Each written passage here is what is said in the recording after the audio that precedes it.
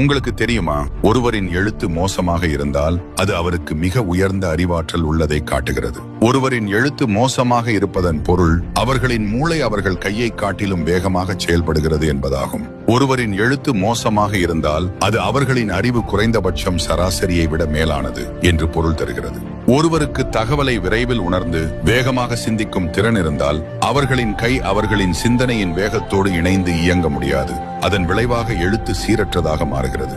விஞ்ஞானிகள் கண்டுபிடித்ததாவது, அதிக அறிவு கொண்டவர்களின் எழுத்து இன்னும் மோசமாக இருக்கும், ஏனெனில் அவர்கள் மிகவும் வேகமாக சிந்திக்கிறார்கள். ஆகவே இனி உங்களை யாராவது கோழிக்கால் கொண்டு எழுதுகிறீர்கள் என்றால் அதை ஒரு பாராட்டாகவே எண்ணிக்கொள்ளுங்கள். இந்த காணொளியை உங்கள் நண்பர்களுடன் பகிர்ந்து கொள்ளுங்கள். மேலும் உங்கள் எழுத்து எப்படி உள்ளது என்று கருத்து பகுதியில் எழுதுங்கள். நீங்கள் ஜெனிட்டியை பின்தொடரவில்லை என்றால் எங்களை மீண்டும் பார்க்க முடியாமல் போகலாம். ஆனால் நீங்கள் ஏற்கனவே பின்தொடர்கிறீர்கள் என்றால் வாழ்த்துக்கள், நீங்கள் ஒவ்வொரு நாளும் வளர்ந்து கொண்டிருக்கிறீர்கள்.